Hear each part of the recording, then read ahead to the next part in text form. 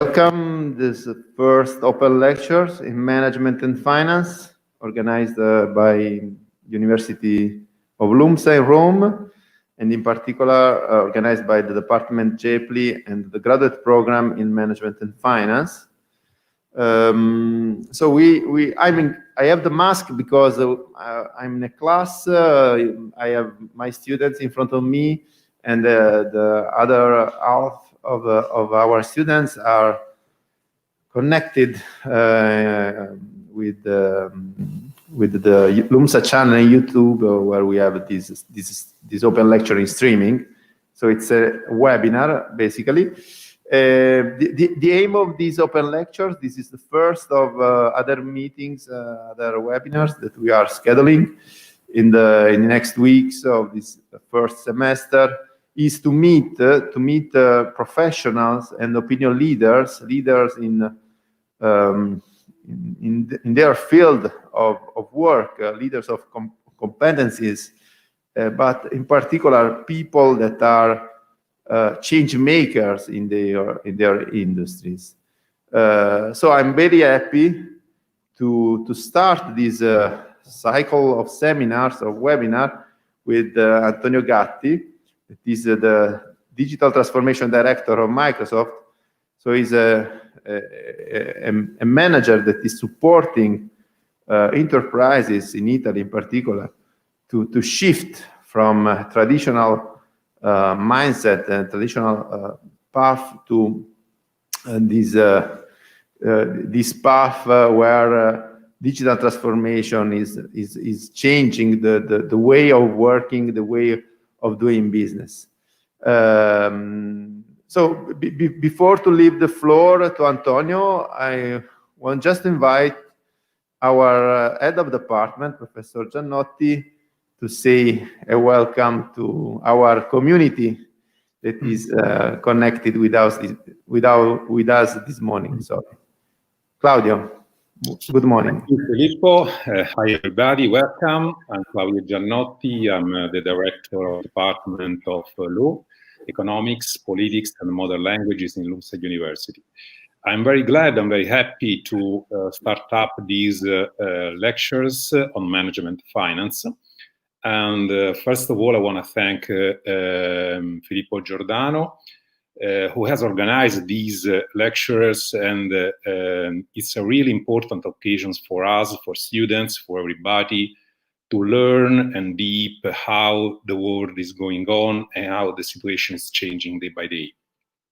I want to give my warm welcome to our lecturer, Antonio Gatti, who is the Digital Transformation Director in Microsoft, and he's running the Italian Digital Advisory Team in Microsoft, and he's as a member of the leadership team of Microsoft Consulting Italy. So he will have a speech about from digital transformation to the intelligent enterprise. So we are looking forward to show up how it's possible to build up, to have an intelligent enterprise, and how data, big data, algorithms can help us to have these kind of enterprises. So, dear Antonio, really welcome in our department, really welcome in this open lecture, and we are honored to have you in our university. Welcome, and I leave you the floor for your interesting speech. Thanks a lot. Thank you very much, Claudio. I want just to say that our lecture will be both in English and Italian. So the next one, next week, where the topic will be the future of consultancy, accounting consultancy in the business, will be in Italian. With the President of Ordine dei Dottori Commercialisti di Roma.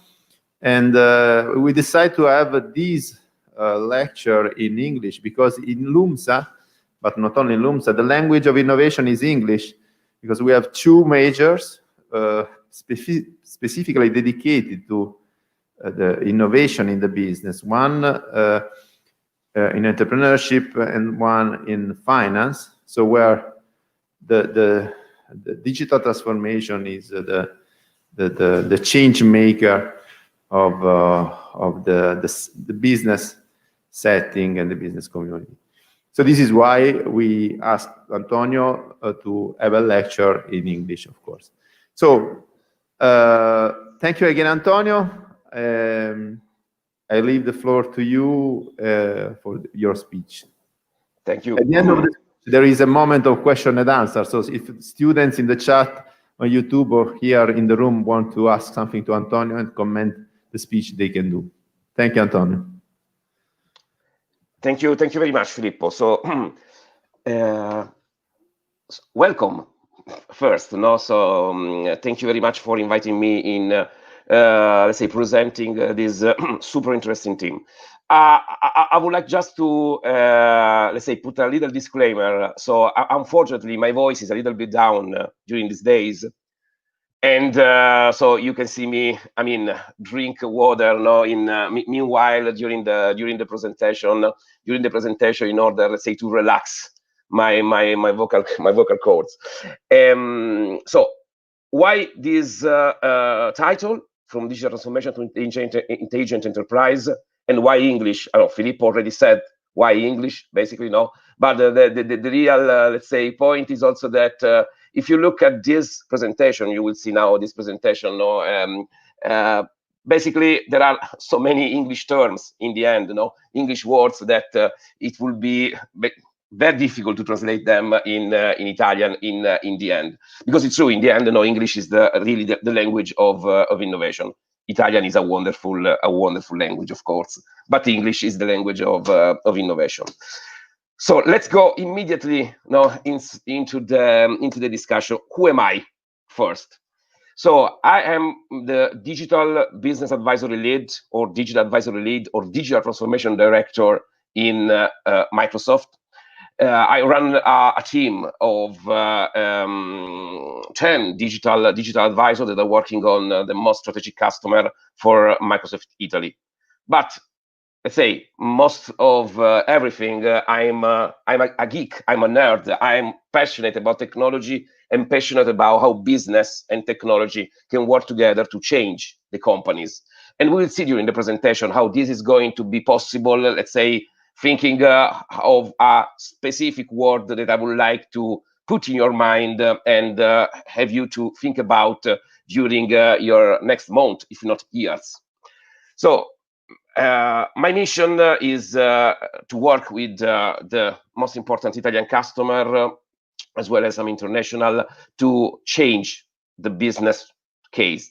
So to lead this kind of transformation, which is not just a digital transformation.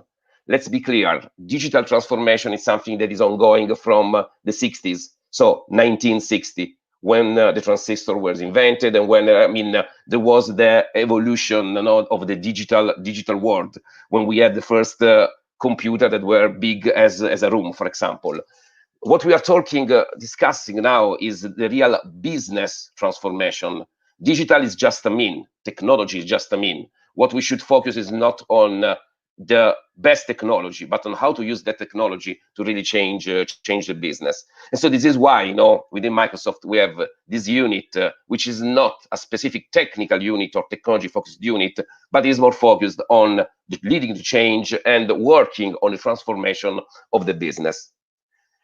And last but not least, there is one single quote that I would like, let's say, to share with you, which is, "In God we trust, all others bring data," from Professor Deming, and which is basically, I think, one of the most important things that we will see during this presentation and in the business today.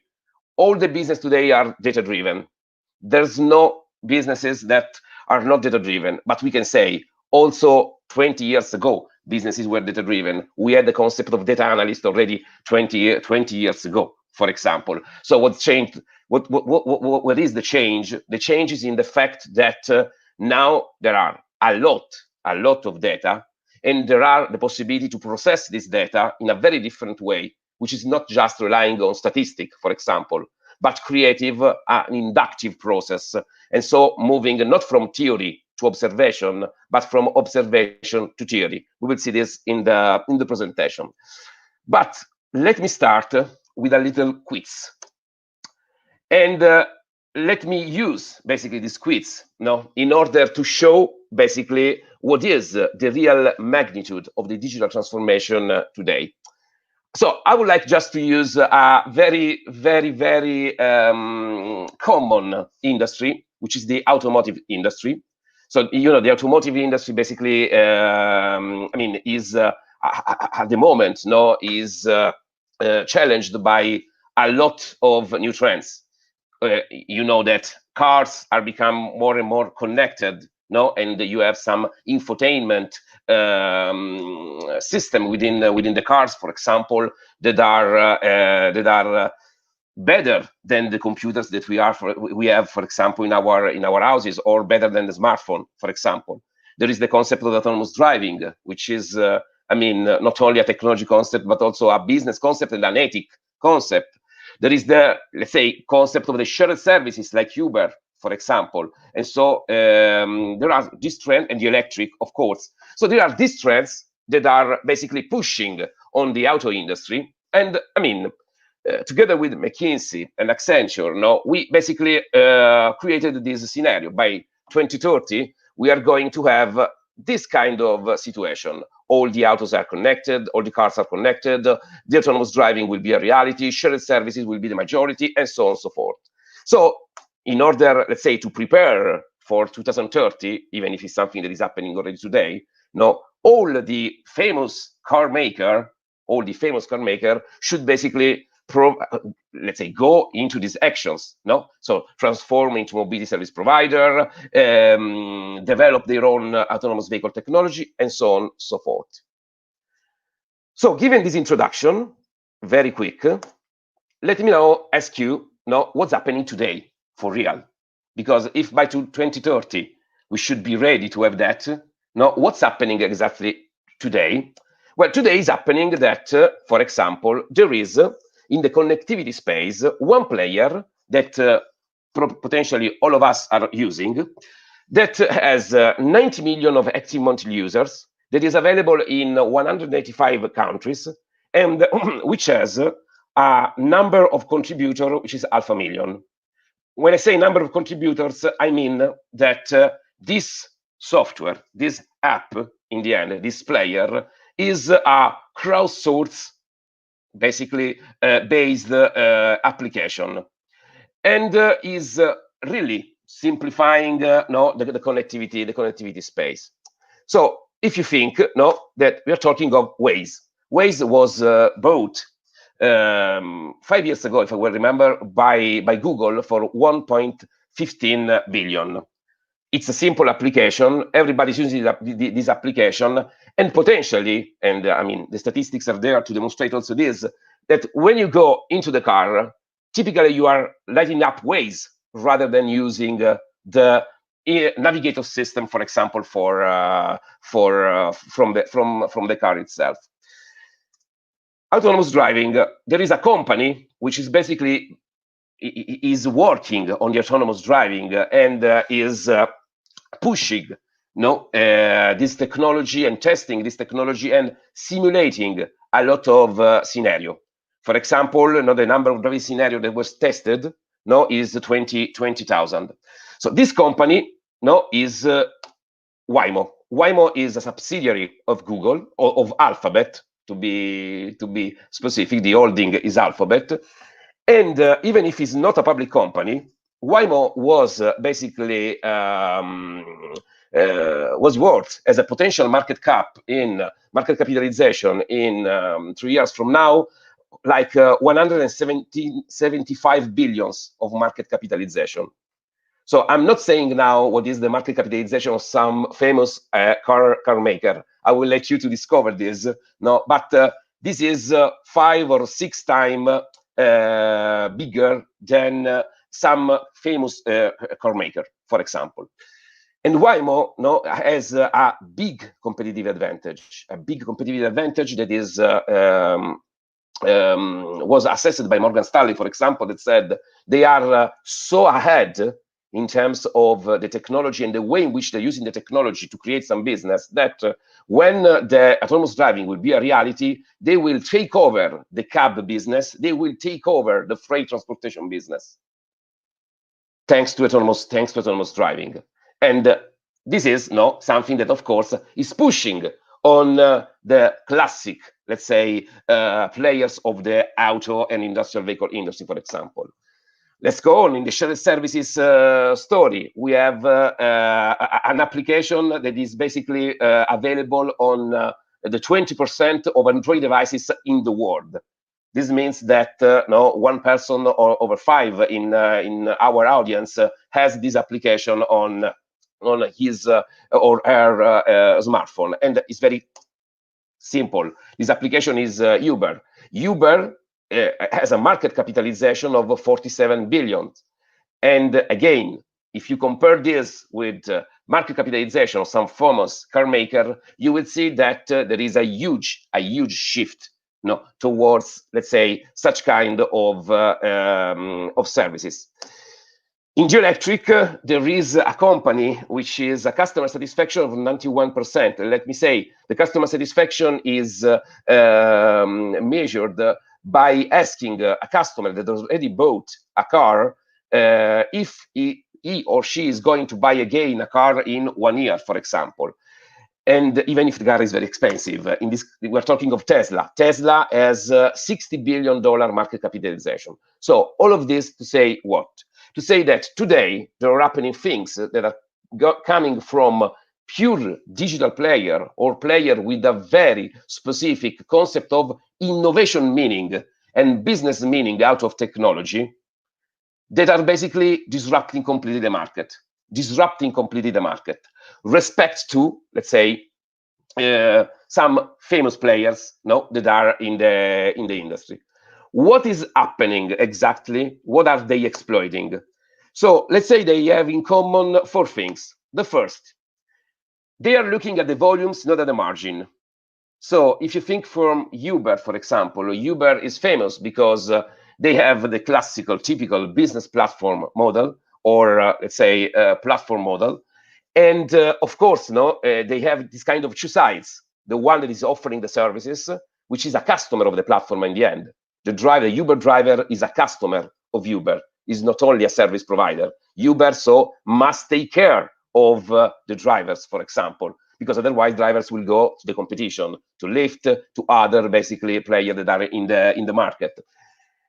And at the same time, they have to provide a beautiful experience to the end customer. So they are looking more at the volumes, means they are trying to keep people from the 2 sides on the platform.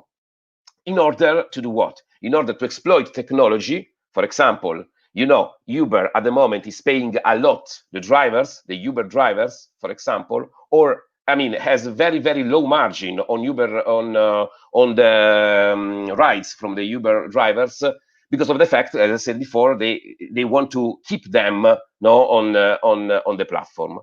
Once the autonomous vehicle technology, as we said before, will be a reality, Uber, of course, will get rid potentially of such kind of costs and will exploit this technology in a way in which they can really get money and get value basically from this. The other point is that everybody is collecting and monetizing data. This is critical. They are monetizing data, and there are a lot of things around data privacy, of course, discussed that can be discussed on this. But it's also true that all the things that they're doing in collecting and monetizing data is to create a better service. Yes, to for sure. Also, let's see, there are the marketing, the advertising topics, etc. But most of the things that they're doing with data is to really understand how to improve the product from the internals, basically. And so working on the products and on the service to offer a better service, better product. And this is not why the other point that they have in common is the customer experience as the first KPI. They are not thinking, let's say, at creating the product and putting the product on the market without taking care of the customer experience. We have a lot, let's say, of examples on how a customer, a very good customer experience, is able basically to really satisfy the user and engage the user into a innovation process, into a buying process, which is again engaging and satisfying. So customer experience is something on which they are pushing. Last but not least, they have a clear technology strategy in place. They are not working in assessing the market for the best technology, creating the best technology breed, etc., etc. They are, let's say, with the clear ideas on how technology and how the strategy applied to the technology can really bring then business value. And they are making some very specific choices on which kind of technology they are using. So they are betting, of course, analyzing and betting. But again, they are not moving, let's say, following the technology trends, but they are driving the technology trends, as we said before. So this introduction, let me say, to say what? To say something that can be seen also in the market from what is a very, very famous case of Blockbuster versus Netflix. So a sort of business model competition, as we call it. So and this is, let's say, showing exactly what's happening basically now in the digital arena. So if you think from Blockbuster, I don't know if all of you remember about Blockbuster, but Blockbuster was a movie renting company. They were renting movie with a physical, of course, scenario. So basically, they had stores and they were renting movies, DVDs and so on within the stores. They were basically the super company, the incumbent, basically in renting in the movie renting business. In 2004, we have the, let's say, birth of Netflix. And Netflix was, a postal DVD renting company. So they were renting DVD by leveraging the postal service. But Netflix was born from a specific point. So Reed Hastings, the CEO of Netflix, at least this is how the story is told, was upset by the late fees that you have to pay if you bring back the DVD, for example, to the store in delay, with some late, basically. And so they decided to avoid exactly this mechanism, the mechanism of the late fees. So they were able, let's say, to send the DVD, for example, by the postal service, by mail, and avoid, let's say, the late fees. What happened in 2013 is that Netflix is becoming the giant that we know today. So in 2013, we had the bankrupt from Blockbuster, and we had basically Netflix shining. Also because they started to leverage the streaming. So they started to leverage the technology in order to lower the costs, to cut the costs. They don't have to send the DVD by mail anymore, for example, but to use the technology again to cut the cost and to focus on the customer experience. So to focus on creating original contents, creating new contents that must be delivered basically to the audience. So transforming themselves from a movie renting company in a media and entertainment company, which is basically what is Netflix today. So changing the model constantly. This is something that is also important in the digital transformation, the digital business transformation arena. So if we would like to, let's say, we are in a university, so if we would like to create a model, which kind of model should we discuss of? So if you think basically to the evolution of the work of the economy, in the years, we shift from the agriculture to factories to then providing services, and then we were focused to experiences at a certain point in time, and the experiences were lowering the manpower and augmenting the need of automation and intelligence, let's say, from the technology, without, and we will see also there's without treating in the end the humans, but having a huge importance from the automation and intelligence within the business processes. And we ended up in creating the so-called purposes. So what is purpose? Purpose is the reason why. You are running a business because you have a purpose, and this purpose is greater than the value that this business can bring. This purpose is the reason why, is the reason for which you are waking up every morning, and go basically, for example, and run your business. Let's make an example with ourselves, Microsoft. So these are some numbers. These are some numbers which you will see. If you see this number without any context, I like in this slide, basically you will say, very good. There is a very good progression in revenues and net profit over the years. And this was basically what Steve Ballmer, our CEO, from 2014, made possible, basically. So Steve was a great person, and he was very focused on execution, and he was able to basically increase the revenue of Microsoft during his office 3.45 times. At the same time, this is what happened basically when Steve was in office. This is the Microsoft share price. So basically, how we are going in the stocks exchange. And this is clear here that you can have a very good execution CEO, like Steve was, for example, but there is another topic that you should really address, which is not just a matter of execution, it's a matter of identifying a purpose. Which was the purpose that brings Bill Gates from the foundation of Microsoft to the, let's say, highest rates in 2000 when he left the CEO, and which is the purpose that led Satya Nadella, our current CEO, from, let's say, 2014 to reach basically in 2018, and now we are talking of the value is still there, of having such kind of share price progression. It's the purpose. Bill Gates' purpose was to democratize information technology. It was not to sell a lot of Windows, a lot of MS-DOS, a lot of computers, etc. The idea was one day there'll be a PC on every desk and in every home. This is what Bill said in 1975, and basically, this is what was accomplished 20 years later when we entered the internet era. It's true that we had a PC on every desk and in every home. So this is what led the whole office of Bill in creating innovation and in bringing innovation then on the market.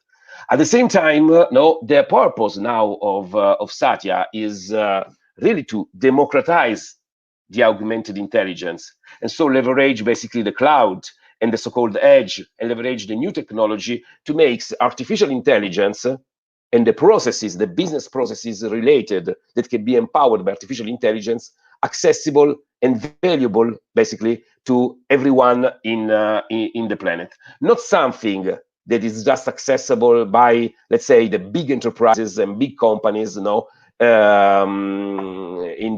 market, but even from the small enterprises, the small businesses, and so on and so forth. So the purpose is, in the end, connecting to a mission, which is our mission at the moment, to empower every person and every organization on the planet to achieve more. It is becoming a mantra. It is a mantra, basically, and it is something. This is what is, for example, light me up in the morning, and working with our customer. The power of purpose is exactly what brought us, let's say, to shine in the stock exchange, basically, and having very good results as Microsoft. So if we look then, at how in the purpose economy we can create value. So the value is created through data, artificial intelligence, of course, that are targeted at creating stakeholders' experiences. And these stakeholders are both the customers the end customers, as well as the employee of our company. If you are in a management position, no, you have to take care of the employees of your company and create a better experience for the employee of your company in order to offer the best experience to the customers of your company. This is the truth. And all of these things, can be summarized within leveraging data in an ethical way, of course, and artificial intelligence working on top of this data in order to create new processes and new scenario, in order to create the connection with the ecosystem and providing services which are outside of the typical sphere of your company, in order, let's say, to create new revenue stream by pushing yourself on new, for example, channels, sales channels, as well as new sales areas. This is, let's say, real. I told you that I am a data-driven guy, and if you have this kind of comparison made by the Harvard Business School, you basically will see immediately in this slide, that the digital leaders, so those that are leading the transformation as the company that we mentioned before, the digital player that we mentioned before, basically are having better financial results in the end, because they are exploiting the data in a more and coherent and let's say efficient way in the end. Even if they have the same IT spending, so even if they have basically a comparable level of spending in the IT, the fact that they are focusing on data exploitation is bringing them better financial results. Again, as we said this before, if you think on how to create value out of data, this is basically a very common curve, starting from the descriptive analytics, so from the information, finding the hindsight to find the insight, and then to the forecast, and so the foresight. So these things that basically are exactly on what data and artificial intelligence are working today mainly, can be summarized by: we were working in a top-down world, deductive, in which we were going from theory to hypothesis to observation to confirmation. This is what's happening, supported, for example, by statistics. We are shifting with all of this data and with the data exploitation to a inductive and bottom-up world, in which basically we are moving from the observation of the real phenomena, of the real basically things that happens, to create some pattern, to formulate some hypotheses, and then at that point derive a theory.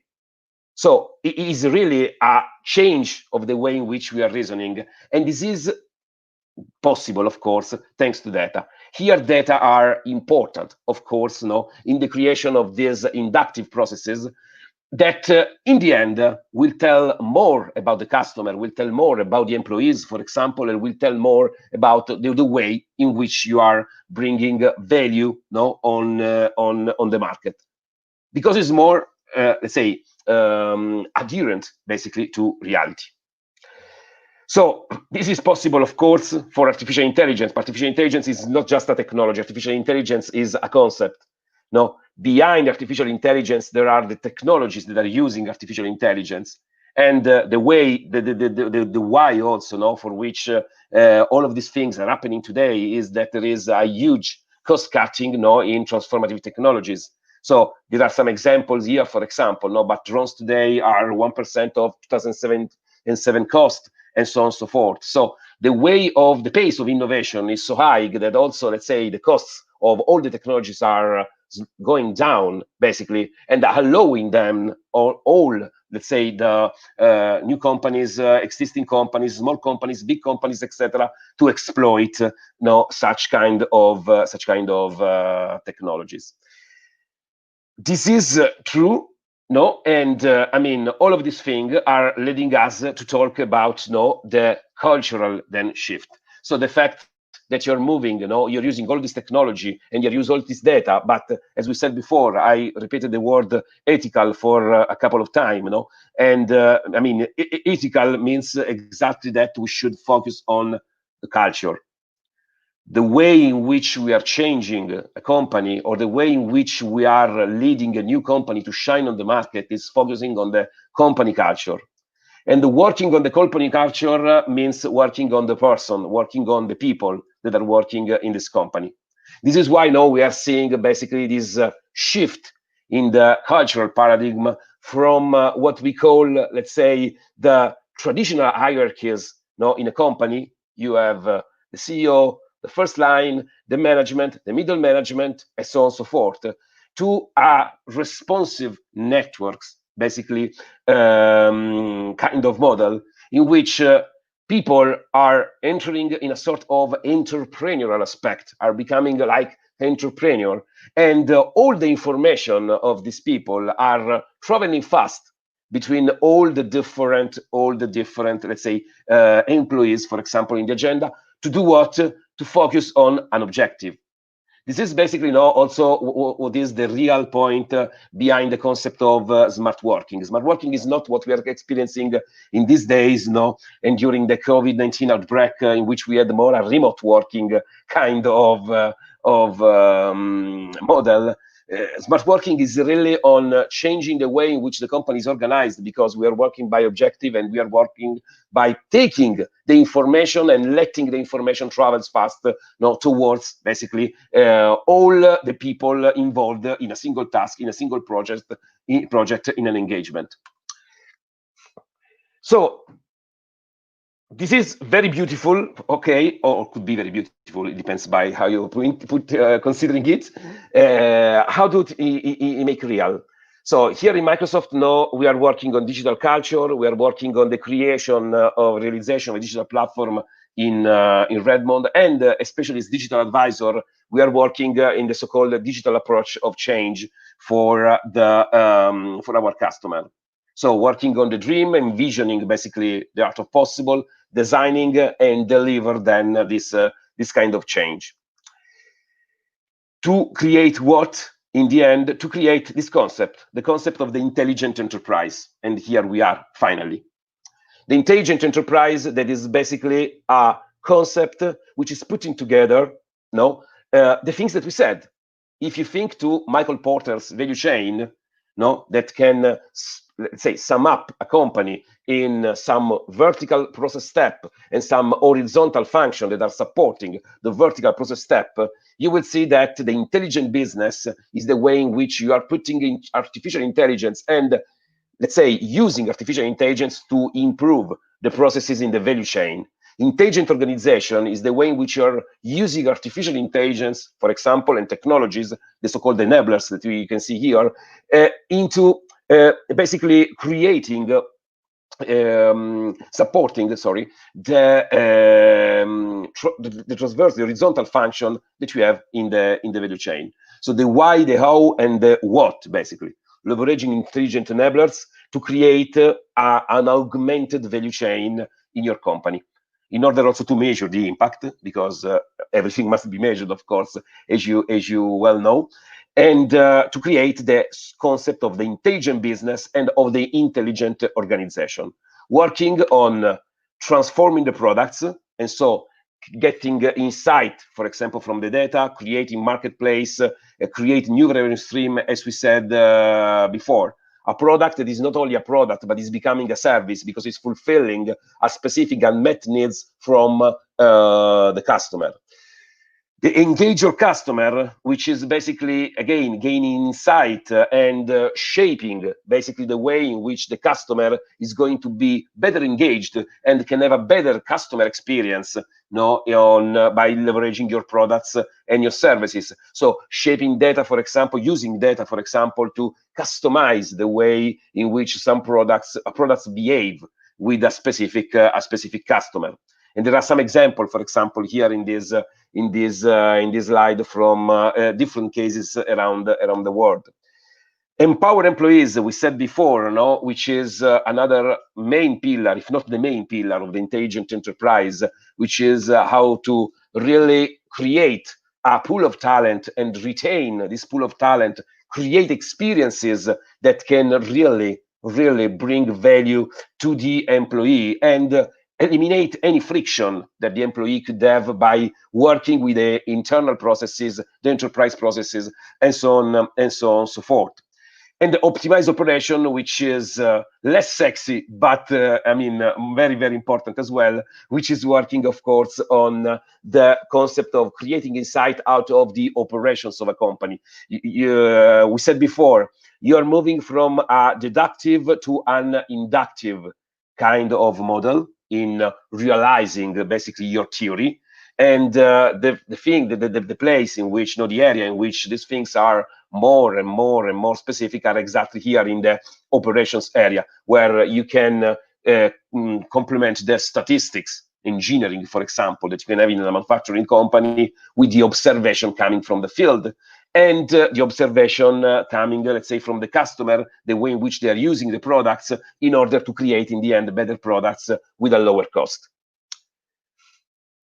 All of this thing, and I'm quite at the end, is, as we said, powered by artificial intelligence, which is a global trend, which is something that will reach such kind of value, in 2022.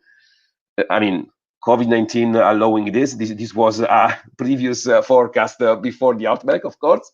But potentially this will be now higher than that, considering the current situation. And is doing this, as we said, because we are moving from the old kind of considering an economy to a new kind of model in considering the economy, in which we have a lot of information, a lot of data, said before, in which we have technology at the core, in which we have cross-functional problems, let's say, that are spread across the different services that are offered to the market, to the customer, and on which we are working, for example. And that is leading us, and this could be of your interest, especially, in creating a lot of new jobs. I mean, this is of your interest, not because you are in a primary school, of course, you're not, but because of the fact that you will work on creating these jobs for the next generation. And these are basically, for example, some of the jobs that will be needed in the end, in few years. Now, beyond, let's say, the very funny things like the space tour guide, which is something that I will apply immediately, by the way, if there was some kind of job like the space tour guide. Let's say that the ethical technology advocate, or the human body design, or the sustainable power innovator are jobs that are already available or already present now, today. We are working as Microsoft, for example, with other companies on the ethical part of the technology. We'll see in a moment. The concept of human body designer is the evolution of biotech. The sustainable power innovator is the focus in which all the energy companies at the moment are putting their own bet, the money, and so hiring people to work exactly on such thing. So there is a huge shift from the job that we know today to the job that we will see and that we will contribute to build basically in some years from now. And I mean, while this slide is not, of course, a comprehensive slide, it should be basically a sort of inspiration for you to think also to where basically the world is going from the exploiting of digital technology together with business. So last but not least, the topic of the responsible AI, which is super important as well. So we, Microsoft, discussed a lot and about the way in which we can really make the people use basically their technology without having without feeling a threat from the technology. Technology is basically already invited, let's say, our lives, and we are working with technology. We are playing with technology. We are hating with technology. We use technology to cook the dinner and so on and so forth, for example. So what is the way? And the way in which the technology, as we saw, is going to become more and more and more basically intelligent. At the same time, we have the concept of, let's say, respecting the humans and creating a set of values that can really shape the way in which technology is becoming intelligent and is basically helping us in doing things, in supporting business processes, supporting our human and daily processes. So this is something that is our Microsoft Responsible AI framework, which is basically putting the concept of fairness, reliability and safety, privacy, inclusiveness, transparency, and accountability as the main values through which basically the artificial intelligence should be seen, the lenses through which artificial intelligence should be seen and should act. And so all the products, all the services that we are Microsoft, as Microsoft are creating at the moment basically are infused by these values in the, of course, in the artificial intelligence space, are infused by these values because this is the highest menace that we have basically ahead of us. We don't have to have fear of the technology. No, we need to learn how to collaborate with technology because we are building a technology layer and technology capabilities that will be able to collaborate with us in the end. This is why the jobs that you saw before are very, very important, because the jobs that you saw before are infused by all of these values. And all of these values, in the end, will give you the possibility to think to the most important thing, which is purpose. Again, you will run a company to create a greater good, for example, for your customer, which is going beyond creating just monetary value, but economic value, but is creating something for which you really care about and your customer really, really care about. And this is why I left as the last slide, basically, this framework, because in the end, this framework is exactly the guiding light to identify the purpose and to think to something that in the end is igniting a digital business with a very, very solid human touch and human feel. And that's all. Thank you very much, Antonio, for your speech, for your availability, and for this jump in the future, but basically in the present, I think, because the future is happening, and probably the level of knowledge of people of what is happening in the business and the impact on their life, it's not very clear, but our life is changing by artificial intelligence, by this digital transformation, shifting of our economic paradigm. So thank you very much. Very impressive. I don't know if there are students that in chat want to ask something, but the first things that I want to ask you, I know that Claudio wants to ask you something, but so from your point of from your perspective, you are you have a privileged position, in the business communities. How is the state of art of digital transformation in Italy, and in particular in terms of culture? Because probably culture is the most important things in this story, because as you said, technology now it's at the disposal of enterprises or people, and it's cheaper than in the past. So it's I don't know to say if it's correct to say it's a commodity now, technology.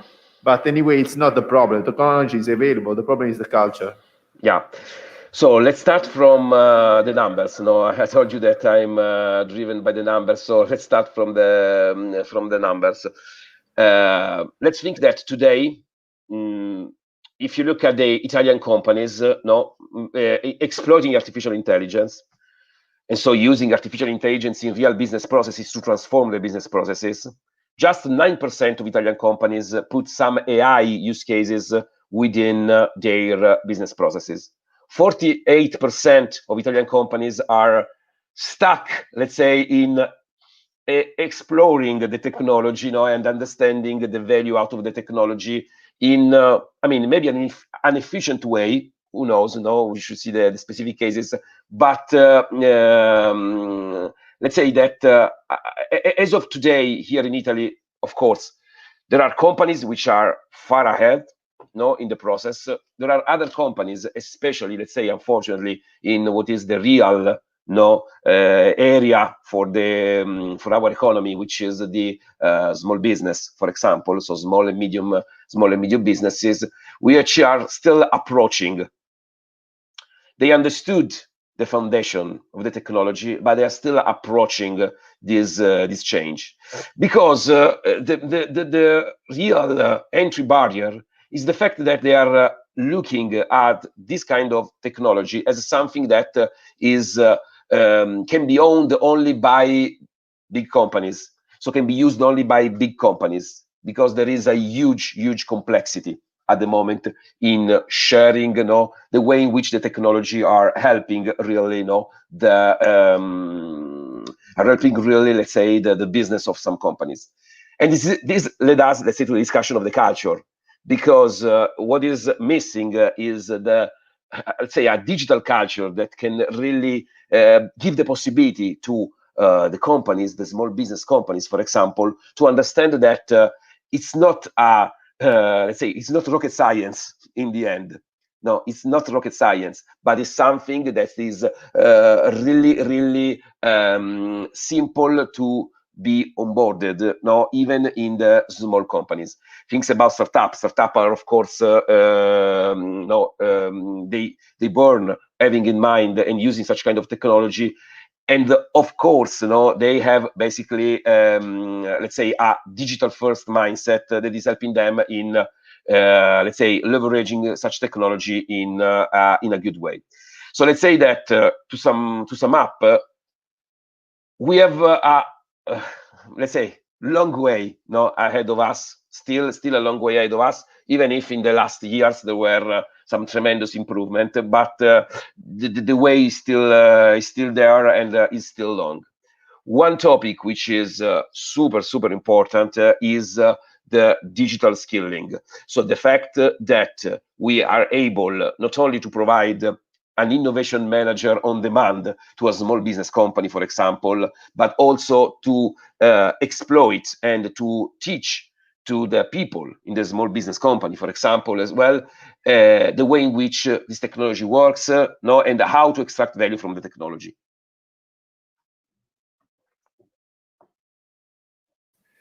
Thank you, Antonio. Claudio. Yeah. So we have. Can I? A question to conclude our webinar, because we are almost over. Thanks a lot, Antonio. I appreciate a lot your speech, and I appreciate a lot the way how you used to talk about artificial intelligence and about augmented intelligence. So, but I cannot take the chance to the opportunity to have you here to ask you a question about the future in the financial system. What is your vision about financial services and financial system? I mean, do you think that Microsoft will keep providing the services to banks, fintech, and other businesses? Or do you think that we will have a day in which Microsoft and other big techs will build up a new bank, a new operator in the financial system? That's a very good question. No. That's a very good question, and thanks by the way for the question. So let's say at Microsoft we decided to have a clear strategy. We are a platform company, so a technology platform company, to be very precise. So we are providing the services to let others build use cases and services for the end customer. At the moment, at least, no, we are not entering, and we will never, let's say, enter in in a specific industry, such kind of financial services, providing some bank services. again, because we would like to be the backbone, we would like to be the technology platform on which existing banks and new banks can create their own, let's say, their own business. And I think that this is a very clever strategy, you know, from Microsoft, and I'll tell you why. I don't think that we are especially now after the COVID-19 outbreak, in which we will see a world that will be less globalized, potentially also, let's say, more digitalized, and unfortunately, in some way also unequal. No, this was a beautiful article on The Economist that was shaping exactly such kind of concept. No, in a less globalized world, I don't think that we need big concentration of power, no, in some specific companies in the end.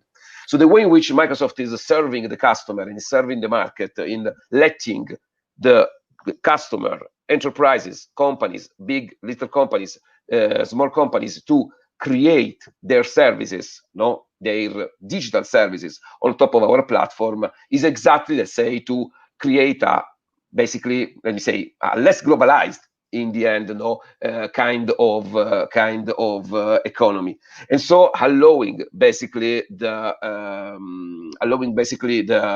really the also shine of some local operators, for example, rather than put everything, aggregate everything into a single source of power. There are other tech players that are working in a different way, that are thinking in a different way. We will see who has, let's say, who is right in the future. But as of now, no, Microsoft will work for the success of others, no, in creating this platform to let others build again success on top of our technology platform. Thank you very much. Thanks a lot. Thank you very much, Antonio. Thank you very much to our students and all the people that are linked with us. So the webinar is ending, and see you next week for the other webinar. And of course, we are pleased to host in the next weeks and months, I don't know, Antonio in Rome when he's here, and after this this very, very tough and turbulent period for all of us. Looking forward to it, Filippo. Thank you very much. Grazie, Antonio, and good lunch. Thank you. Bye.